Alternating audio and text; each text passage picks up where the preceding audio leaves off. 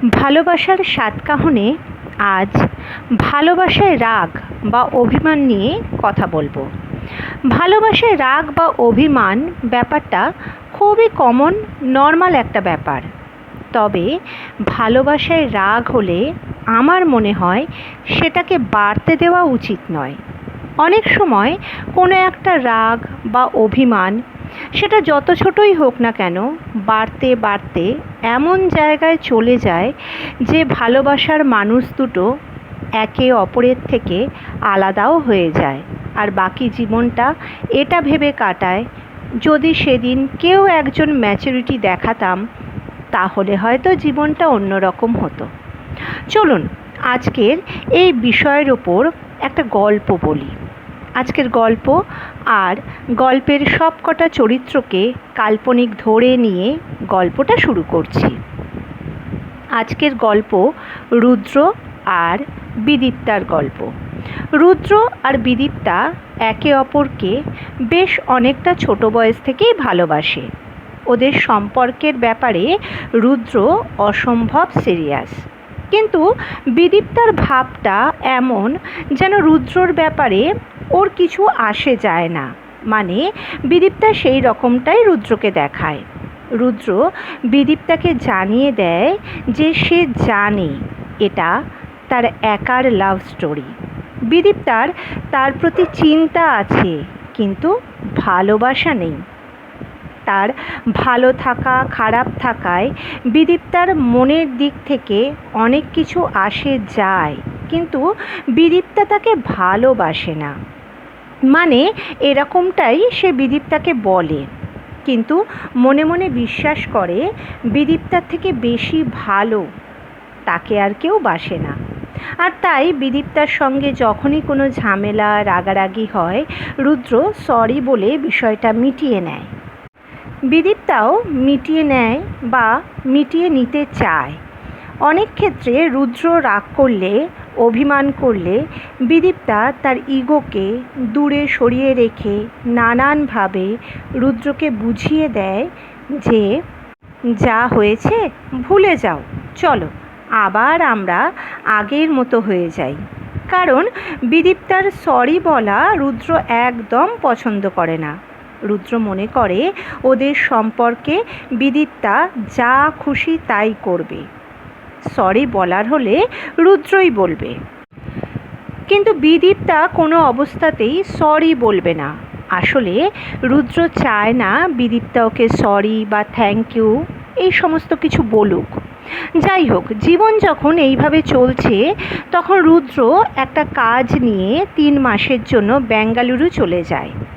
রুদ্র বিদীপ্তাকে ছেড়ে একদম থাকতে পারে না। এই 3 মাস ওর খুবই কষ্টে কাটে। ফিরে এসেই ও বিদীপ্তাকে দেখা করার জন্য বলে। বিদীপ্তাও রাজি হয়ে যায়। ওরা ঠিক করে বিদীপ্তার স্কুল ছুটির পর, আসলে বিদীপ্তার স্কুল টিচার তো, ওরা শহরের খুব নামকরা একটা মাল্টিপ্লেক্সে সিনেমা দেখবে। তারপর ডিনার করে যে যার বাড়ি ফিরে যাবে। যেমন কথা তেমনই কাজ, ওরা যথাসময় মাল্টিপ্লেক্সে পৌঁছায়।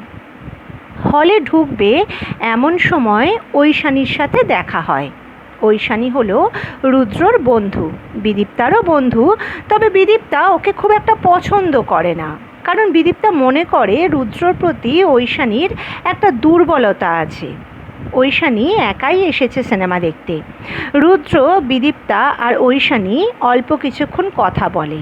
আর এই সময় ঐশানী রুদ্র আর বিদীপ্তাকে ডিনারে ইনভাইট করে। বিদীপ্তা না করার আগেই রুদ্র রাজি হয়ে যায়। আসলে ঐশানী রুদ্রর খুব ভালো বন্ধু। রুদ্র যেই মুহূর্তে রাজি হয়ে যায়, বিদীপ্তার তো খুব রাগ হয়ে যায়, কিন্তু প্রকাশ করে না। ডিনার টেবিলে রুদ্র বুঝে যায় বিদীপ্তা অসম্ভব রেগে আছে। রুদ্র যে একটু ভুলই করেছে সেটা রুদ্র রিয়ালাইজ করে। আজকের দিনটা তো শুধু ওদের দুজনের একসাথে কাটানোর কথা ছিল, আর সেটা না হওয়ার জন্য রুদ্র অবশ্যই নিজেকে দায়ী করে। বাড়ি ফিরে রুদ্র বিদীপ্তাকে সরি লিখে টেক্সট করে। বিদীপ্তা ওর টেক্সট খুলেও দেখে না। প্রায় সারা রাত ধরেই রুদ্র টেক্সট করে, কিন্তু বিদীপ্তা খুব একটা পাত্তা দেয় না। রুদ্র নিজেকে খুব হেল্পলেস লাগে। ওর নিজের ওপর খুব রাগ হয়। রুদ্র বিদীপ্তাকে ফোন করে, কিন্তু বিদীপ্তা ফোন রিসিভ করে না।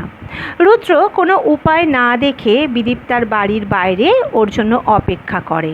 স্কুল থেকে বাড়ি ফেরার সময় বিদীপ্তা বাড়ির বাইরে রুদ্রকে দেখে। রুদ্র বিদীপ্তাকে সরি বলে। রুদ্র বিদীপ্তাকে বলে যে জানি তোমার রাগের থেকেও বেশি তোমার খারাপ লেগেছে, আমার ডিনারে রাজি হওয়াটা উচিত হয়নি, আর রাগ করো না, খারাপ লাগাকেও বলো তোমার মন থেকে চলে যেতে। আর সেই সঙ্গে বিদীপ্তার পছন্দের অর্কিড দেয়। বিদীপ্তা হাসে আর ওদের মান অভিমানের পালা শেষ হয়। এখন যদি এই ছোট্ট ঘটনাটা ওরা বাড়তে দিত, মানে রুদ্র যদি মনে করতো ডিনারে রাজি হয়েছি তাতে কি হয়েছে, দোষটা কি করেছি, আমি সরি বলবো না। ওদিকে বিদীপ্তা ভাবছে এই 3 মাস আমরা একে অপরকে দেখিনি, কথাও সেইভাবে হয়নি। আজ আমার ওকে কত কি বলার ছিল, ওর থেকে কত কি শোনার ছিল।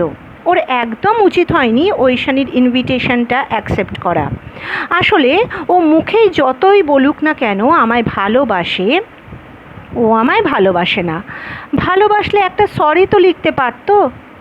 এভাবে দিন যেতে থাকে, রাত জেগে দুজনেই দুজনের অ্যাক্টিভ স্ট্যাটাস দেখতে থাকে, কিন্তু কেউ সম্পর্কটা ঠিক করার চেষ্টা করে না, কেউ নিজের থেকে এগিয়ে আসে না। অথচ দুজনেই কষ্ট পেতে থাকে আর ভাবতে থাকে ও নিশ্চয়ই টেক্সট করবে। তো বন্ধুরা, আজকের এই বিষয়ে আপনাদের যদি কোনো মতামত থাকে অবশ্যই জানাবেন। ধন্যবাদ।